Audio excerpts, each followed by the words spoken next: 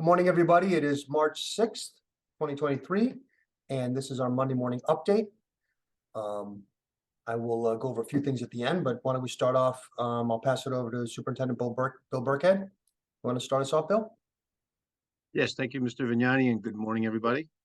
Happy Monday. This week we've got 3 items to discuss: our community partnerships with for kids, Scituate High School athletics update, and a sailor shout out.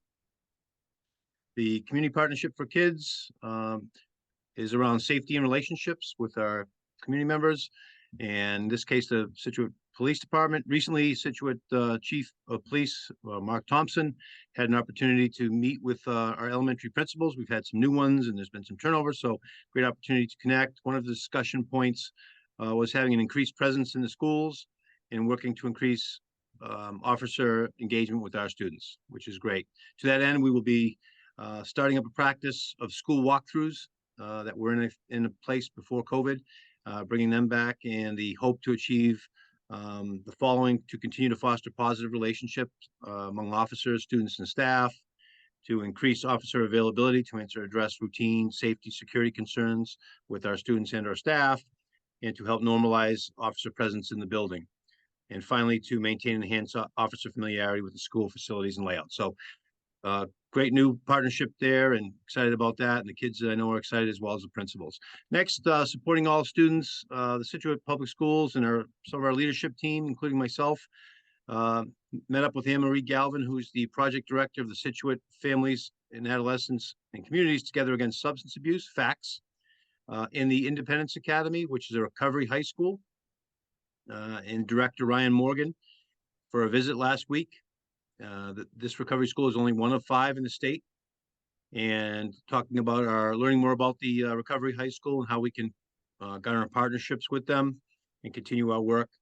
I was impressed that Director Morgan pointed out that Scituate Public Schools, through its budget, is the first district ever to commit to funding transportation for students to the Independence Academy. So we are proud of that commitment and part of the partnerships we're fostering with Ms. Galvin and her team in FACTS and the Recovery High School. We're looking forward to helping more kids and their families proactively. In sports, we've got our boys basketball and boys hockey still alive in the tournament play. Boys basketball, which was the number 16 seed, hosted number 17 Middleborough last week in the round of 32, and they won 66-55. The Sweet 16 game is tomorrow, March 7th at 7 p.m. versus number 1 Malden Catholic. The game is at Malden Catholic, so hopefully we can get a good showing out there and have a huge upset. So we're looking forward to that game. And boys hockey is the number 1 seed. They hosted 32 seed Bishop Stang in round of 32 and won that 7-0. The Sweet 16 game was this weekend against Dighton Rehoboth and Seekonk, and the Sailors prevailed in that 3-1. So the Elite 8 game is this Wednesday, March 8th, versus number 8 Essex Tech, and that's at Hobbamock Arena, locally, the home game at 6 p.m. So we're hoping folks can get out and support both of those teams and their coaches. And finally, a sailor shout out last week was Read Across America for all our schools, just encouraging in highlighting the importance of reading to our students, which we do daily, but kids got to dress up in our elementary schools and have guest readers come in. I just want to thank all the community partners that were coming in. Jenkins hosted myself and some community members, and we were able to read to the kids in all the grades, so that was exciting. So I want to give a special shout out to Miss Johnson, the 2nd grade class, who I had the pleasure of reading to, Clark the Shark, and they were great, and their questions were awesome. And I always like when they think I'm the president, so that was cool. So thank you all, and let's have a great week. Thank you, Bill. Great to be the president. Yeah, sure. Yeah. Jim, you want to take it from there? Sure, thank you. I have a very short update this week. I know some of the things that I would be covering, Chair Vignani will take over later on. We'll start with our water update. The reservoirs are +6. Last week we were +4.5 inches. Tack Factory Pond is at 6.5 plus, up from 5.25. Average daily demand went up quite a bit to 1.17 million gallons per day from 998,000 gallons per day of last week. A lot of this increase was caused by a large water main break that we had on Saturday in an 8-inch pipe at the intersection of Turner and Otis. This is one of the lowest points in our water system, so that led to brown water issues and low pressure throughout the system. As being at the low spot, the water just all starts heading in that direction. According to the water department, more than 470,000 gallons of water were lost from our system due to this water main break. The water department did a really good job once they located to get it fixed. We want to thank the Scituate Police Department. They were instrumental in actually helping us find where that leak was. So that was a big problem for us on Saturday. They did a good job. They got it wrapped up and fixed. As we've been discussing in prior meetings with the select board, we continue to work on the full-scale pilot program for the iron and manganese at the treatment plant. Contract was awarded to Woodward and Curran. Previously, I thought it was Ty and Bond, but it is Woodward and Curran. We expect to have that system up and running for the heavy water use this summer, and that will remove the discolored water that we had going through our plant last summer. We opened the bids for the 3A water main project last week. We had 8 contractors bid on the project. The apparent low bidder was less than what we had estimated for the cost provided by our consultant, so that's a good thing. We're reviewing those bids for compliance, and we'll be bringing that to the board at a subsequent meeting. This is an installation of a raw water main from Old Oak and Bucket to the site of the new water treatment plant, and also the replacement of the service main on Route 3A. The online questionnaire that we posted for the Pier 44 reuse to see what type of park people would like is now closed. We had almost 1,400 responses. The results of the questionnaire can be found at the Shock page on the town website. If you do not respond to the survey, you can still make your voice heard. The town will be having 2 public information sessions tomorrow, March 7th at the library. The first session will be at 11 a.m. and the second will be at 7 p.m. This is going to ask people what type of park you would like to see at the old Pier 44 site. Previously, we had surveyed the residents asking what you would like there. Overwhelmingly, the response was some type of park. So now we're looking to see what type of park we will put there.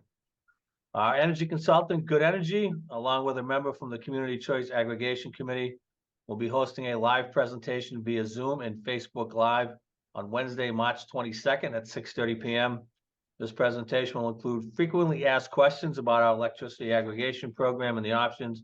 The session will be recorded and we will post it on the town website at the conclusion of that presentation. Letting people know again, Division of Marine Fisheries has opened the clam flats, so if you are a licensed clammer, you can clam again in the North-South River. They were closed due to a sewer overflow at the Rockland Wastewater Treatment Plant. We are reviewing the bids for the replacement of the 1931 Lantern Room at the Scituate Lighthouse. The apparent low bidder is well within the appropriation from town meeting, so we do not anticipate having to go back to town meeting for additional funds.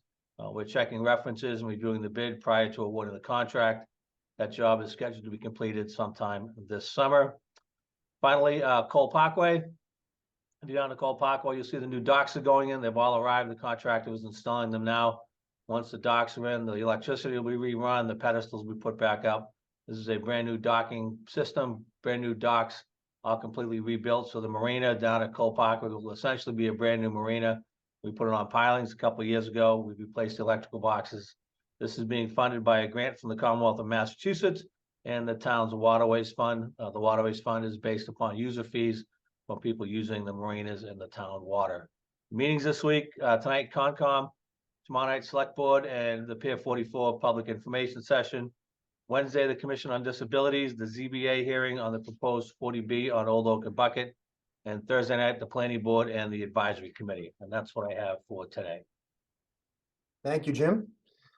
Got all my material out. Just a few quick things to add. We have a select board meeting tomorrow night. Bunch of stuff on there, but the main one is we're going to be wrapping up the budget. So we'll be having discussions with Jim. We've seen all the department heads. We've talked to CPC. We've talked about all the articles, and this will be our final meeting to finish that before annual town meeting, which is my next thing. To just note the date where we'll be going over. I think there's about 10 on the special town meeting, and then only like under 20 on the annual town meeting. So hopefully we'll be able to do that in one night.